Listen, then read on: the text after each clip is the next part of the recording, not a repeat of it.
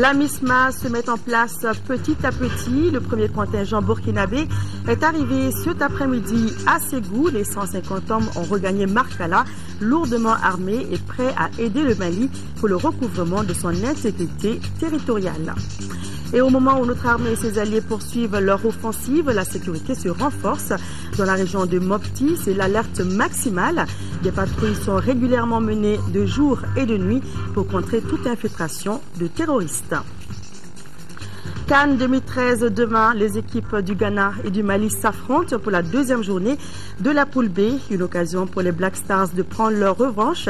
Souvenez-vous, à la CAN 2012, le Mali avait battu le Ghana à la petite finale. Comment nos aigles préparent-ils cette rencontre importante pour une qualification d'office? Au quart de finale, nous irons à leur rencontre. Madame, Monsieur, bonsoir. Bienvenue dans cette édition. Le Conseil des ministres s'est réuni en session ordinaire ce mercredi sous la présidence du président de la République par intérim, professeur Diankounda Traoré. Au cours de cette session, le Conseil a adopté des projets de texte et procédé à des nominations. Avec moi sur ce plateau, Ibrahima Diambélé, bonsoir. Bonsoir, Ndé. Avec vous donc le contenu du Conseil des ministres de ce mercredi. Tout à fait. Mesdames et messieurs, bonsoir, et nous allons commencer par le chapitre des mesures réglementaires. Sur le rapport du ministre des Affaires étrangères et de la coopération internationale, le Conseil des ministres a adopté un projet d'ordonnance autorisant la ratification de la Charte africaine de la démocratie, des élections et de la gouvernance, adopté à Addis Abeba le 30 janvier 2007 par la 8e session ordinaire de la conférence de l'Union africaine, dans le but d'enraciner la culture de l'alternance politique, de promouvoir et renforcer les valeurs universelles et les principes de la démocratie participative, la bonne gouvernance, les droits de l'homme et le droit au développement. Les États africains ont adopté en 2007 la Charte africaine de la démocratie, des élections et de la gouvernance. La charte a pour objectif la promotion de la tenue régulière d'élections transparentes, libres et justes, l'instauration, le renforcement et la consolidation de la bonne gouvernance, l'interdiction, le rejet et la condamnation de tout changement anticonstitutionnel au gouvernement.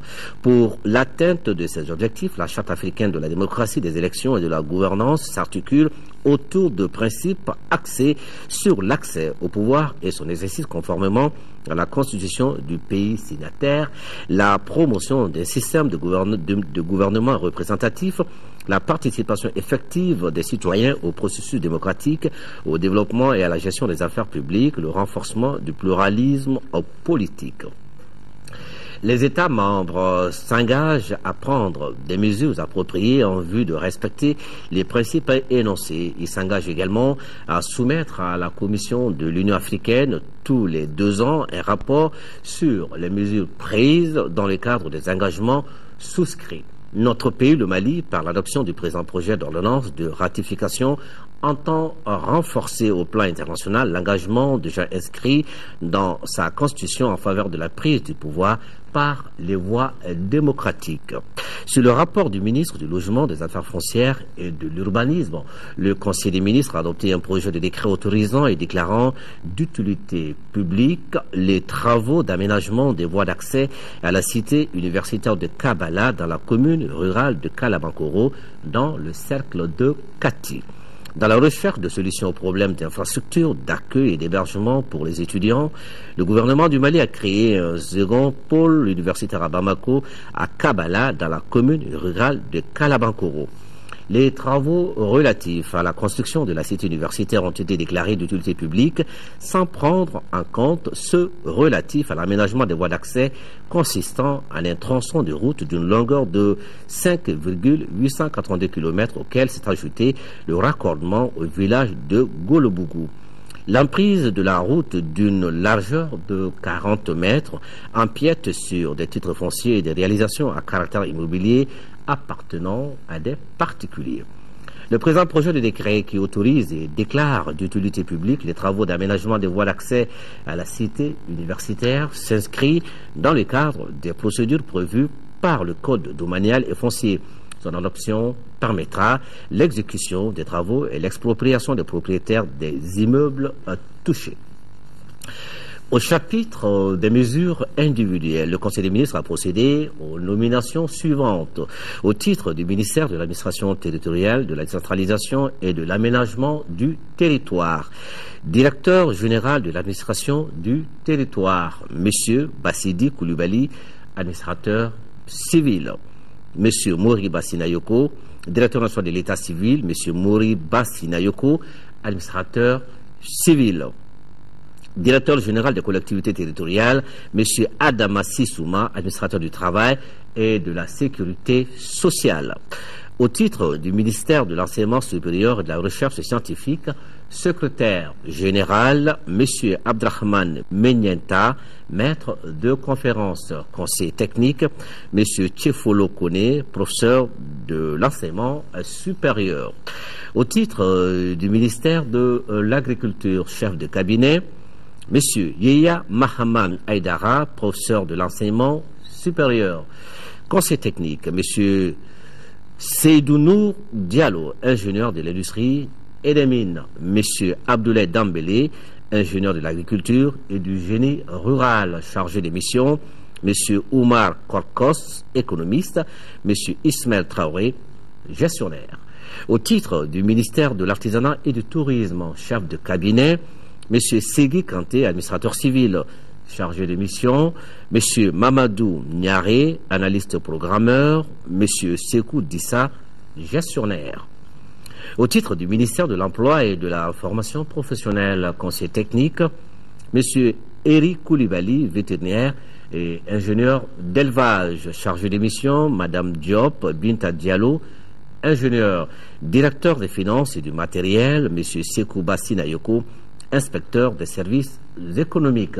Au titre de l'énergie et de l'eau, conseiller technique, Mme Li Fatoumata Khan, ingénieur des constructions civiles.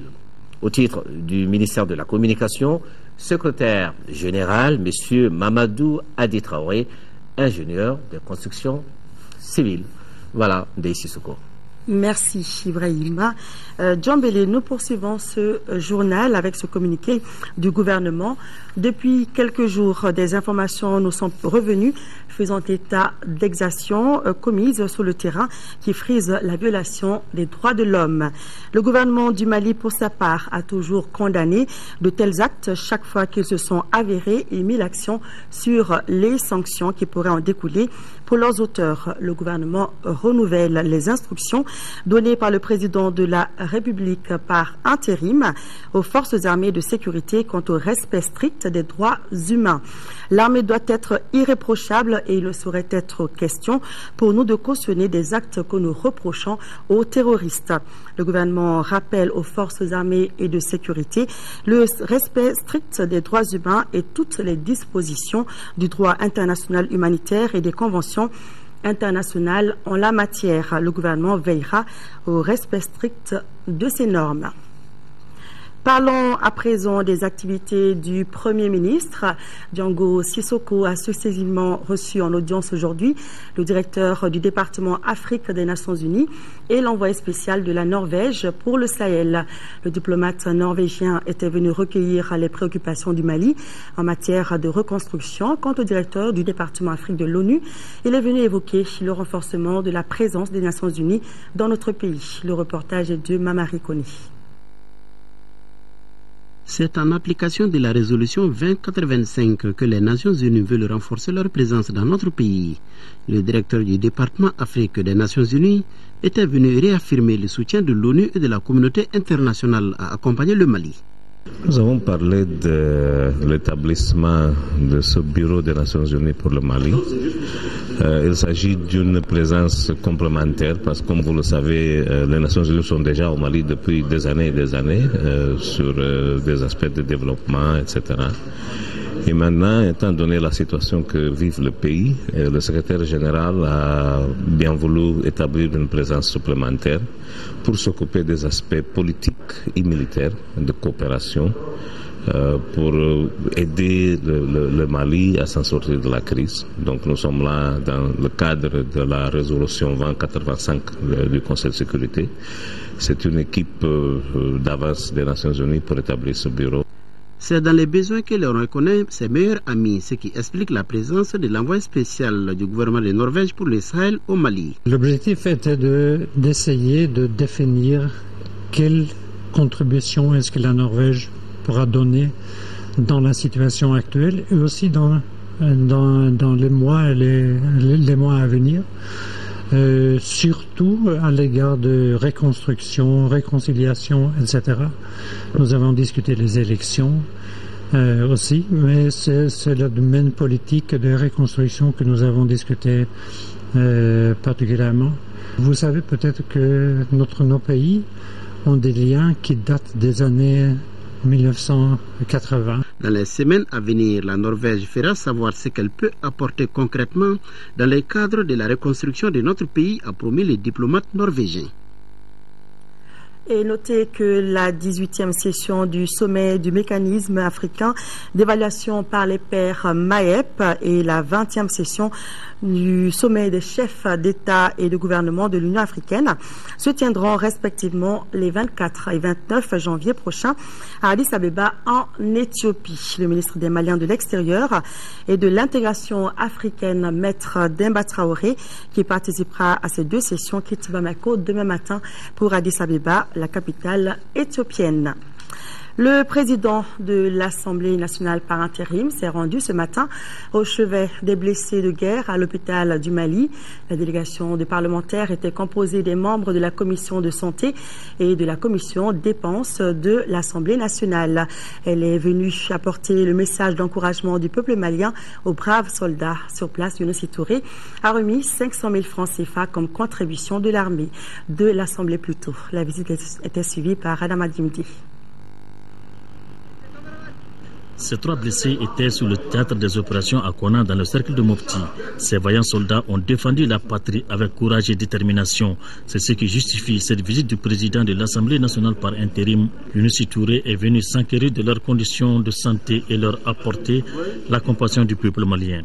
Nous leur apportons un message de soutien de l'ensemble des députés pour l'action qu'ils ont menée pour assurer la sécurité, la stabilité de notre pays, des populations de notre pays.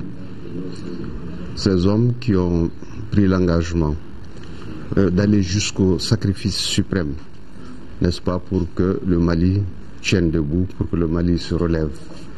Nous apportons ici notre reconnaissance à eux et à l'ensemble de l'armée malienne et à l'ensemble des troupes amis du Mali qui aident notre pays à se relever. Le président Touré a félicité le personnel de l'hôpital du Mali pour la qualité des soins. Nous avons vu le travail formidable qui a été réalisé par l'équipe malienne et l'équipe chinoise pour apporter secours à des blessés graves. Vous venez de voir les balles qui ont été extraites. Je ne peux pas décrire réellement l'opération qui a été faite, mais je considère que c'est une opération d'une extrême délicatesse qui a été réussie et les malades aujourd'hui récupèrent. La délégation parlementaire a remis une enveloppe de 500 000 francs comme contribution. Et toujours par rapport à la situation qui prévaut au Mali, le chef d'état-major général des armées réaffirme que les forces armées de sécurité du Mali sont résolument tournées vers le respect des droits humains sous toutes ses formes dans le cadre de la mise en œuvre de leur mandat d'engagement au sein de l'opération Bandeko pour la restauration de l'intégrité totale du territoire national du Mali. Tous les membres des forces armées de sécurité sont conscients de leur responsabilité dans la protection des civils et surtout des femmes et des enfants, conformément aux conventions internationales établies en la matière. Le professionnalisme des membres des forces armées maliennes est avéré dans ce domaine. La thématique du respect des droits humains est enseignée dans toutes les écoles militaires et centres de formation au Mali. Le chef d'état-major général des armées rassure l'opinion nationale et internationale, ainsi que les organisations des droits de l'homme sur son engagement à respecter scrupuleusement les principes édictés par les différentes conventions internationales ratifiées par la République du Mali. Les forces armées et de sécurité font le serment de veiller scrupuleusement à la protection des personnes et de leurs biens sur toute l'étendue du territoire national. En fin de séjour au Mali, la commissaire européenne chargée de l'action humanitaire a rencontré la presse nationale et internationale hier. Au centre des débats, la situation humanitaire dans notre pays et la réaction de l'Union européenne face à cette situation. Près de 16,5 milliards d'euros sont mobilisables pour le Mali. Ce montant permettra de faire face aux besoins urgents de leur reportage de Alocene Touré. L'Union européenne pourrait mobiliser 250 millions d'euros pour venir en appui aux efforts du gouvernement malien vers l'achèvement de la transition.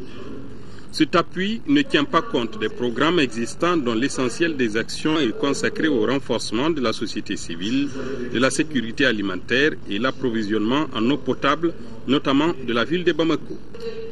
La commissaire à l'action humanitaire de l'Union européenne, en séjour dans notre pays, est venue estimer les besoins d'ordre humanitaire.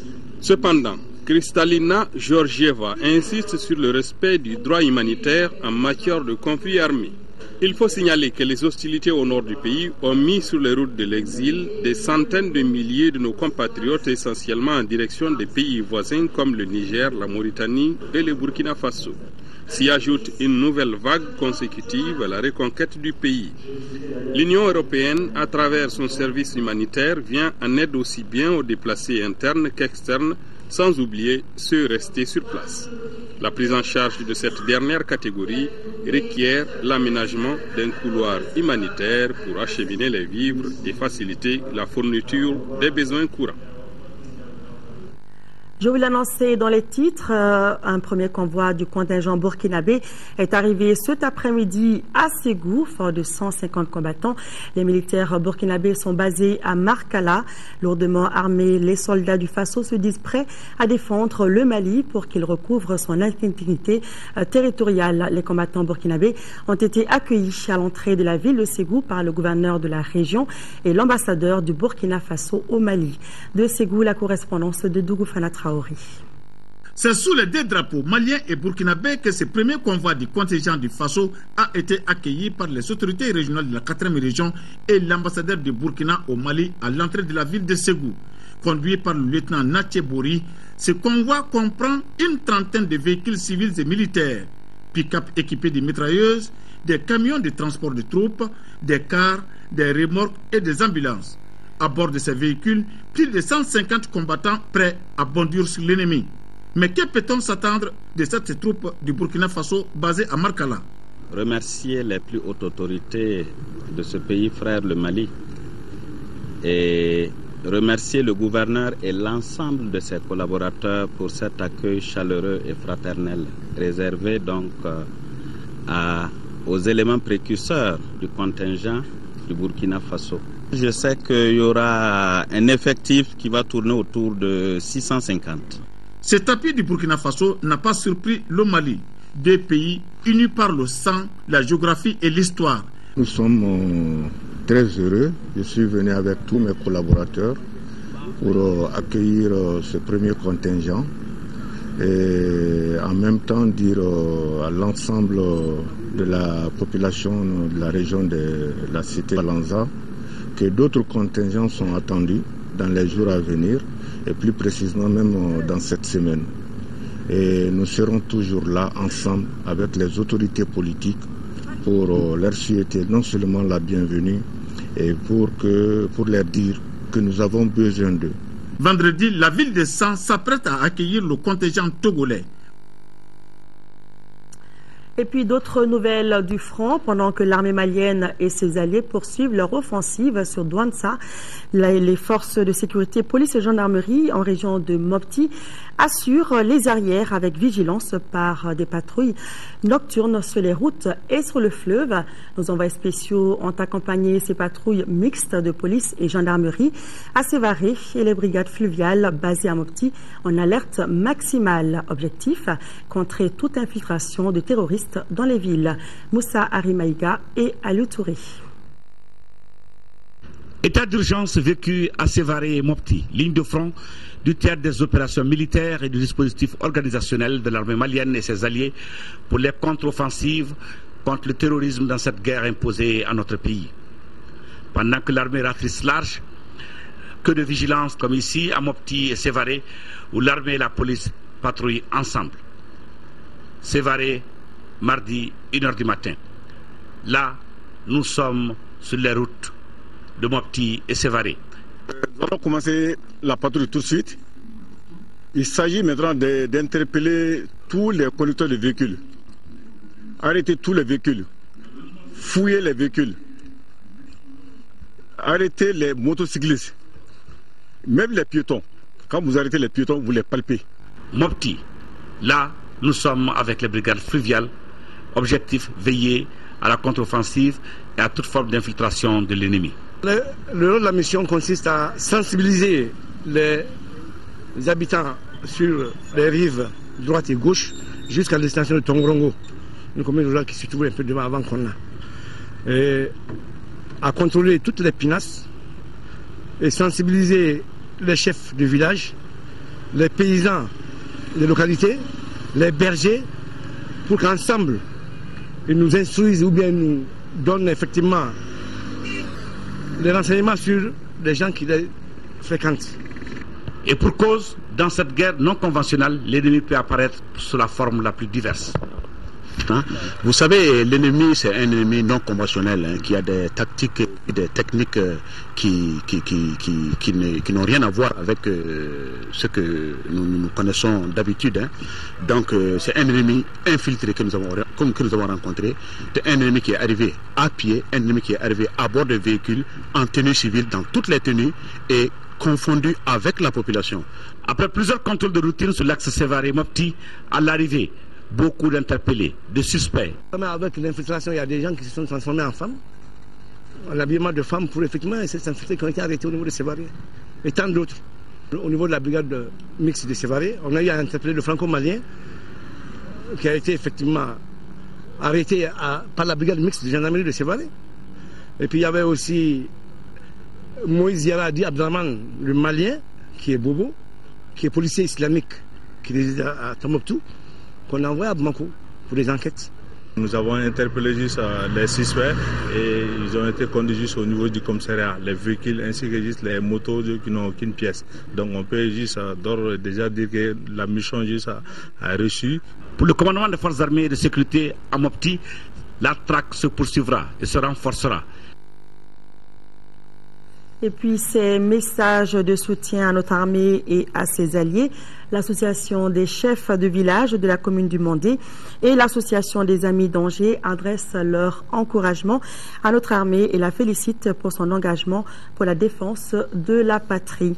Et toujours sur la situation de guerre qui prévaut dans notre pays, le ministre de la Famille, de la Promotion de la Femme et de l'Enfant invite les femmes du Mali, en ville comme dans les campagnes, à apporter leur soutien financier à notre vaillante armée dans son combat de libération des régions nord du Mali. Les contributions seront récoltées par les responsables des organisations ou directement au niveau du ministère de la Famille, de la Promotion de la Femme et de l'Enfant. Les opérateurs économiques du Mali se mobilisent en faveur de notre force, de notre armée plutôt, à l'appel du président du collège transitoire de la Chambre de commerce et d'industrie du Mali. Ils ont collecté plus de 200 millions de francs CFA en espèces et en nature. La cérémonie solennelle de collecte a eu lieu hier dans l'après-midi à la Chambre de commerce et d'industrie du Mali, suivie par Nando Dambeli. Aide-toi, le ciel t'aidera, dit un adage. C'est fort de la véracité de ce dicton que les opérateurs économiques se sont mobilisés en faveur de nos forces armées et de sécurité. La cérémonie est salutaire puisqu'il s'agit du soutien d'un peuple à l'endroit de son gouvernement engagé avec l'appui des forces françaises et africaines à recouvrer l'intégrité territoriale. L'objet de la rencontre, c'était apporter une réponse concrète à l'appel que nous avons lancé à tout le secteur privé pour amener leur contribution à l'effort de guerre. Sans distinction ni réserve, les opérateurs économiques ont répondu favorablement à l'appel. Les chiffres parlent d'eux-mêmes. Pour une première tranche, oui, parce que nous avons collecté 280 millions de contributions concrètes, qui ne sont pas seulement des promesses, mais des chèques confirmés et barrés et de l'argent en espèces. Pour ce sursaut national, les opérateurs économiques n'entendent pas s'arrêter en si bon chemin. Rendez-vous est pris dans les prochains jours. Et pour ceux qui souhaitent également contribuer à l'effort de guerre, le ministre de l'Économie, des Finances et du Budget informe le peuple malien et l'ensemble des généreux donateurs que dans le cadre du soutien à l'armée malienne pour la libération du nord du Mali, la situation du compte ouvert dans les livres de la Banque de développement du Mali, SA, suivant le numéro 26 70 12 79 558 06, intitulé Appui aux forces armées pour la reconquête du nord du Mali, de son ouverture du 14 au 21 janvier 2013, se présente comme suit. Solde du compte au 21 janvier 2013, 273 272 184 francs CFA. Chèque à l'encaissement, avis de crédit attendu, 183 200 000 francs CFA. Chèque à encaisser collecté au 21 janvier 2013, 40 millions de francs CFA. La situation à la date du 21 janvier évaluée à 496 472 184 francs CFA. Voilà, donc c'était le communiqué du ministre de l'Économie, des Finances et du Budget qui faisait donc le point des collectes. Nous allons au Niger où se trouve la première dame. Traoré Mintou Doucouré participe au 12e congrès de la Société africaine de gynécologie obstétrique, SAGO. Elle s'est entretenue ce jour avec le président nigérien et a pris part au dîner gala offert par ce dernier. Les premières dames du Mali et du Burkina Faso ont déjeuné ensemble sur invitation de leur homologue du Niger. Traoré Mintou Doucouré a également accordé des audiences, le compte-rendu de ces rencontres avec nos envoyés spéciaux Dembawan et Nyanya Alou Traoré. Le palais des congrès de Niamey a réfugié du monde ce mardi. Beaucoup de femmes du continent se sont donné rendez-vous à l'ouverture des travaux du 12e congrès de la Société africaine de gynécologie obstétrique. Regroupant plus de 15 pays d'Afrique, la SAGO a pour objectif principal de promouvoir la politique de formation dans les domaines de la gynécologie, de l'obstétrique et de la santé de la reproduction sur le continent. Le thème de cette année porte sur les coûts des stratégies pour la réduction de la mortalité maternelle et néonatale en Afrique. Ce thème a été jugé plus significatif par la première dame du Mali, l'invitée d'honneur de la cérémonie d'ouverture. Le thème qui nous réunit cet après-midi est d'une importance capitale compte tenu de la place privilégiée qu'il occupe dans les politiques nationales de santé, de développement dans nos différents pays. En effet, la gynéco-obstétrique est une spécialité particulièrement complexe parce qu'elle concerne et la médecine et la chirurgie. L'actualité oblige. La situation au Mali s'est invitée dans les discours prononcés lors de la cérémonie d'ouverture. Tous les intervenants ont réaffirmé leur soutien au peuple malien qui traverse le moment le plus difficile de son histoire. En retour, la première dame, Mme Traoré Mintou Doucouré, a chaleureusement salué le président et le peuple nigérien pour l'attention qu'il porte sur notre pays en ce moment. La cérémonie d'ouverture a pris fin par une visite guidée des stands d'exposition. À noter que notre pays est représenté par une quarantaine de professionnels de la santé avec à leur tête le professeur Dolo. La communauté musulmane du Mali, à l'instar de celle du monde musulman, célèbre demain le Mawloud, ou la naissance du prophète Mohammed, paix et salut sur lui. À cette occasion, le ministre des Affaires religieuses et du culte se fait le devoir de rappeler aux fidèles musulmans le respect de l'état d'urgence pendant la fête. Les propos du docteur Yacouba Traoré sont recueillis par Mamoru Sidibé. En ce jour béni de Dieu, j'adresse à l'ensemble de la communauté musulmane, de l'intérieur comme de l'extérieur, mes meilleurs vœux de bonne et joyeuse fête du Mawloud égérienne 1434. Mes chers compatriotes, chers frères et sœurs en islam, j'invite l'ensemble des musulmans du Mali à placer la fête du Mawloud de cette année sous le signe de la reconquête des régions nord du Mali. Le Mali, terre d'islam depuis des siècles, a aujourd'hui plus que jamais besoin de la paix. D'une paix dans laquelle tous les citoyens maliens vivent en parfaite communion. d'une paix sans laquelle il n'y a pas de développement économique du pays.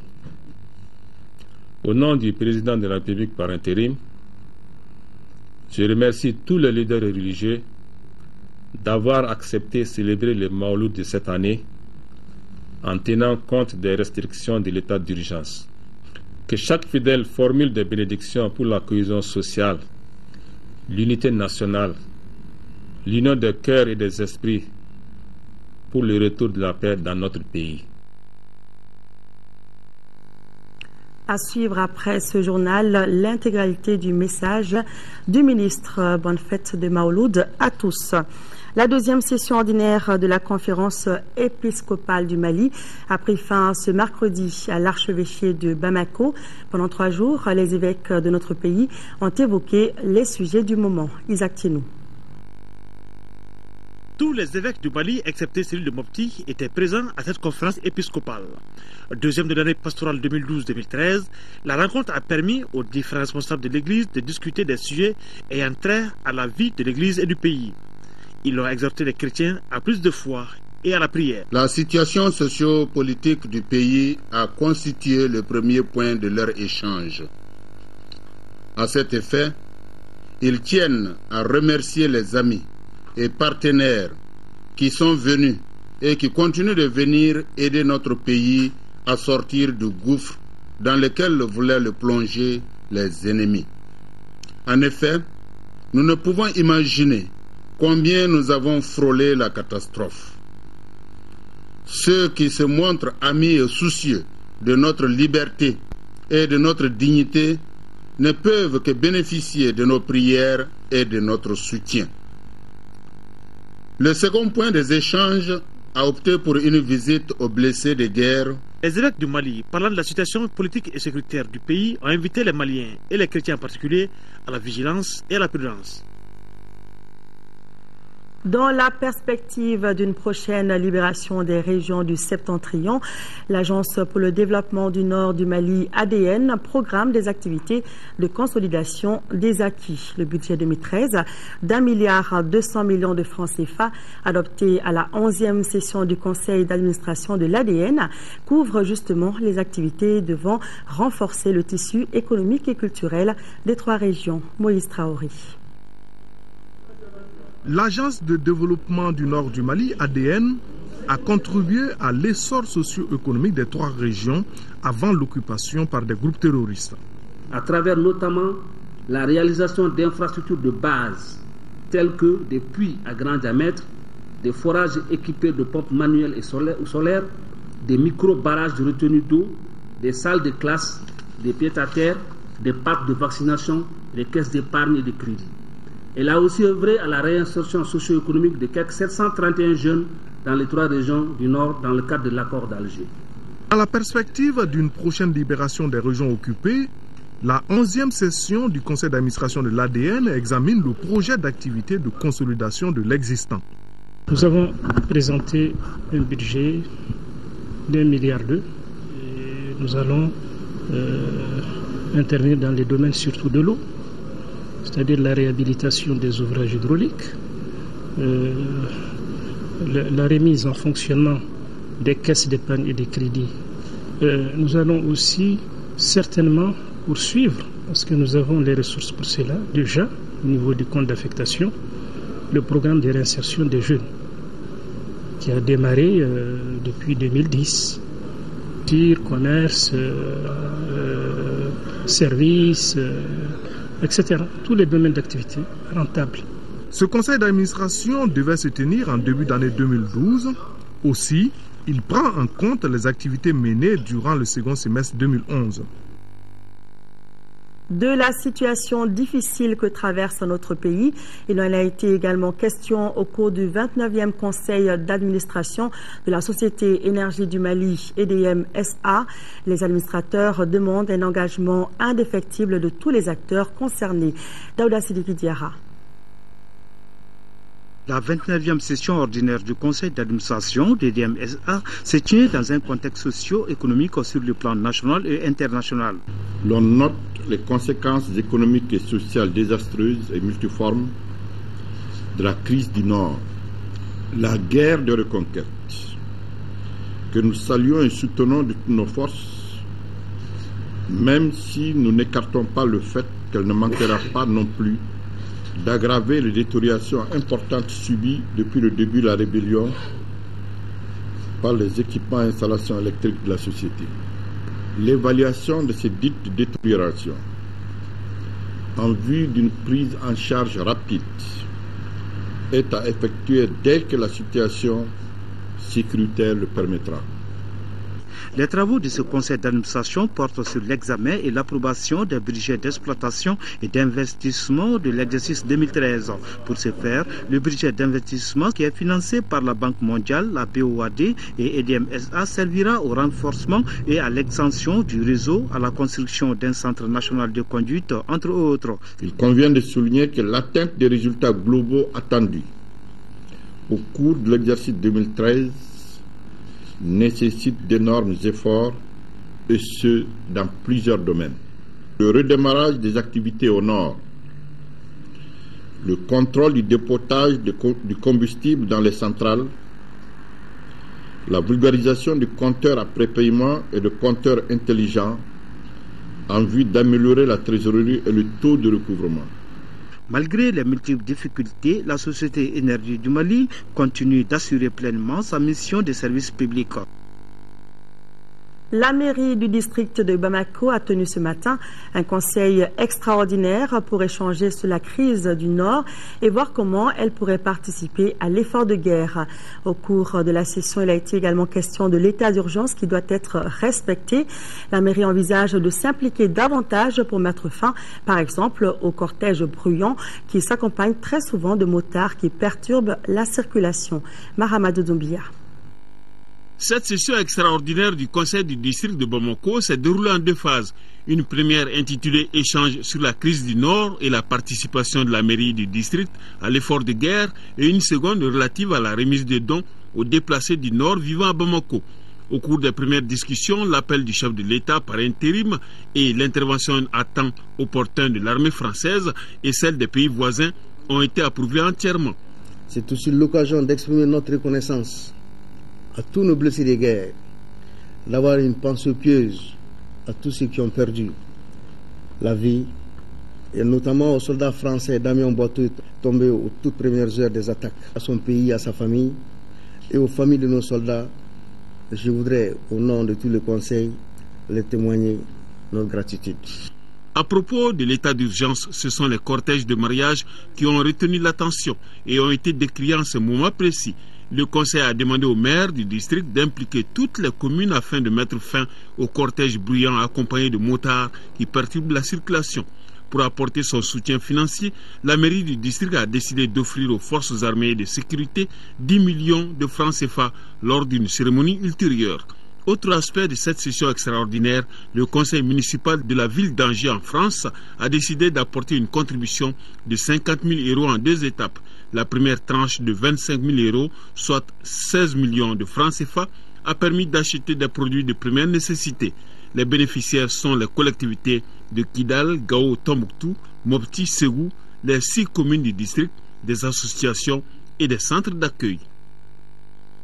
Le gouverneur du district de Bamako, de son côté, a présidé ce matin un comité de crise auquel ont pris part les élus des 6 communes, les coordinateurs des chefs de quartier, les responsables des services techniques et de forces de sécurité et le syndicat des transporteurs. Il est ressorti des différentes interventions que des mesures sécuritaires exceptionnelles ont été arrêtées par l'ensemble des structures concernées depuis l'instauration par le gouvernement de l'état d'urgence.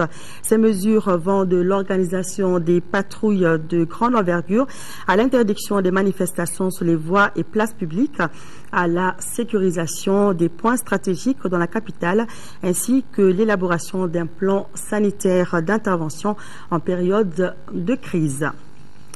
Plus de 5 milliards de francs CFA, c'est le budget 2013 du projet d'appui au développement des productions animales en zone de Caille Sud. Un budget approuvé par la 5e session du comité technique du projet qui s'est tenu hier mardi à Caille. Les détails, c'est avec Jafar Haïdara. La 5e réunion du comité technique du PADEPA-KS se tient à un moment où notre pays connaît les plus graves crises sécuritaires et institutionnelles de son histoire. Ces crises ont entraîné la suspension de la coopération technique et financière des partenaires traditionnels, dont la BAD, principal bailleur. Malgré cette situation, le PADEPA-KS a obtenu des résultats importants au cours de l'année 2012 qui sont entre autres la mise en place de 24 noyaux de herbivores et 12 noyaux ndama au niveau de 36 élevages bénéficiaires. L'équipement de la mini-laiterie de Kita pour un montant de plus de 52 millions. L'acquisition de 12 plateformes multifonctionnelles pour les 12 communes de la zone d'intervention du projet. Présentement, nous avons au moins 7 contrats qui sont en cours de démarrage, dont 2 contrats pour la réalisation des forages à Kai, Kéniba, Baflabé et Kita, de circularisement des mares, et un contrat pour les travaux de construction des services déconcentrés de l'élevage et du MEP au niveau de Kéniba. Et présentement, les 3 autres contrats sont en cours de signature. Au cours de cette 5e réunion, les participants ont examiné le niveau d'exécution des recommandations de la 4e session du comité technique qui s'est tenue à Kéniba.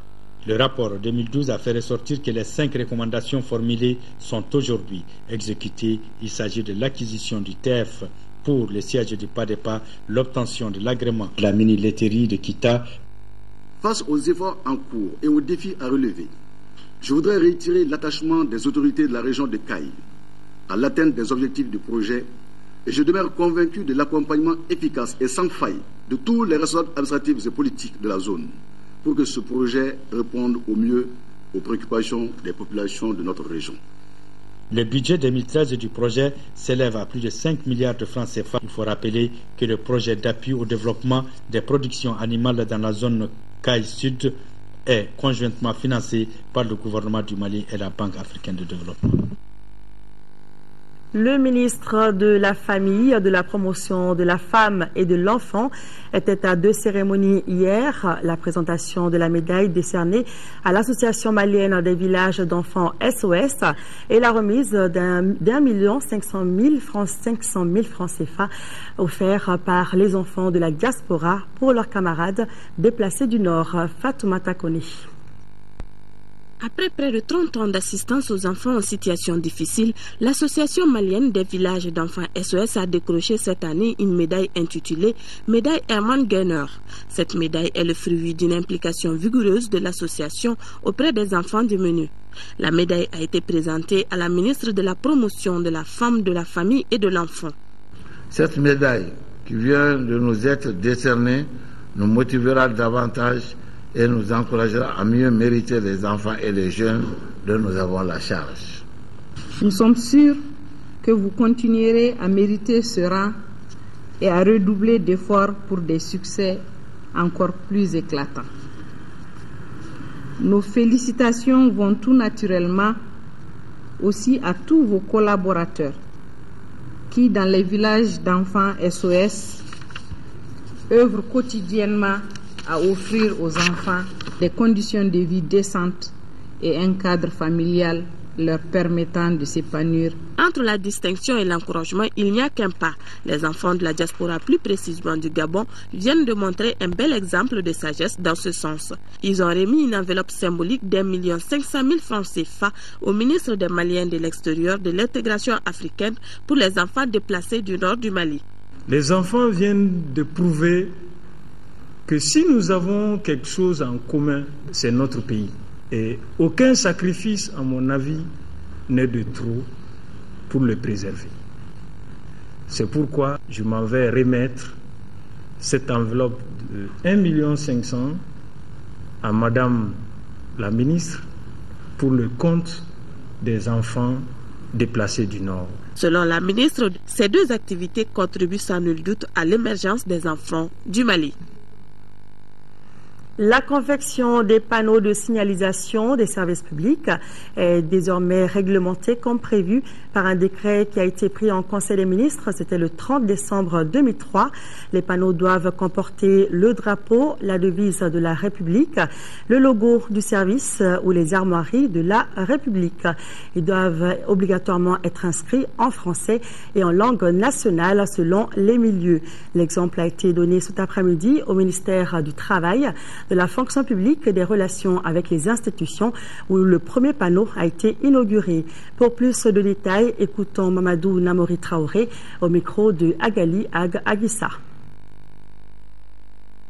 Ce panneau a été élaboré suite à l'adoption par le Conseil des ministres d'un décret portant signalétique institutionnelle en République du Mali. Ce décret indique très clairement comment les panneaux indiquant les emplacements des services publics doivent être établis.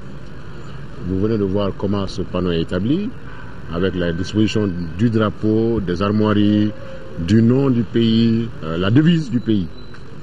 Et vous avez vu aussi que ce panneau comporte une inscription en langue nationale bamana. C'est une décision qui a été prise. Et je dois dire grâce à la persévérance du ministre chargé des langues nationales. C'est lui qui a insisté pour que, dorénavant, nos services publics portent leur nom en langue nationale. Pas seulement bamana. Ici, à Bamako, ce sera bamana. Mais dans les autres régions, dans les aires culturelles bien définies, ça va être les langues les plus usitées dans ces aires-là. Et donc, c'est une première. Les anciens panneaux ne sont plus réglementaires depuis le mois d'octobre 2012. Et s'il y a des panneaux qui ont été repris après cette date, je le déclare, ils ne sont pas réglementaires. Les innovations, c'est qu'il y a un standard, qui est clairement défini, qui est fixé par une réglementation, et ce standard doit être appliqué. Et en plus, l'innovation majeure, c'est quand même l'utilisation des langues nationales. Parlons sport football. Les Aigles du Mali jouent demain, jeudi, contre les Black Stars du Ghana au compte de la deuxième journée du groupe B. Il s'agit de la troisième confrontation entre les deux formations en une année. Lors de la traditionnelle conférence de presse d'avant-match, les deux entraîneurs, avec beaucoup d'humilité, évoquent ce face-à-face qui pourrait être décisif pour le Mali et fatal pour le Ghana. Khalifa Naman Traoré et Brahima Koulibaly sont nos envoyés spéciaux en Afrique du Sud. Le vrai test pour moi demain, ce sera de comparer notre performance sur le match de demain et l'évolution du pays au niveau footballistique avec le match de groupe de la saison passée, de la compétition précédente. Le match de demain pour moi est la confrontation face à un des gros favoris de la compétition, le Ghana, une grande nation de football. Ça va être un match extraordinaire. C'est un match historique également. Il faut, pour espérer faire un résultat demain, faire un match historique, faire vraiment un grand match, hausser notre niveau de jeu, faire un grand match défensif parce qu'ils ont un potentiel offensif formidable et jouer avec le même cœur que l'équipe a montré depuis plusieurs mois durant cette période difficile pour le pays. Voilà, compenser peut-être par moment le talent qu'a cette équipe ghanéenne avec encore plus de cœur, de générosité pour arriver à hausser notre niveau de jeu et arriver à faire un grand match pour espérer un grand résultat. You know, I said earlier, Mali is a very good side, and most of the time. Ok, je dirais que le Mali est du bon côté et les joueurs, nos joueurs, avant même nos joueurs étaient très bien testés avant même de passer pour le match. Donc, même moi-même, j'ai eu les informations sur eux. Tout ce qu'on va à faire, c'est avoir nos propres stratégies et voir comment on va jouer ces matchs avec. Bonne chance aux Aigles pour demain. CAN 2013 toujours, la deuxième journée de la phase de poule a commencé cet après-midi dans le groupe A. L'Afrique du Sud s'est mise sur les rails en abattant l'Angola 2-0 et tout à l'heure, le Maroc et le Cap-Vert se sont neutralisés 1 but partout. Mais déjà à suivre demain à 15h Mali-Ghana et à 18h Niger-RDC. Des matchs à suivre en direct sur l'ORTM. Ce journal est terminé. Merci à vous de l'avoir suivi. Tout à l'heure, retrouvez Mohamed Touré pour l'émission Ligne de front.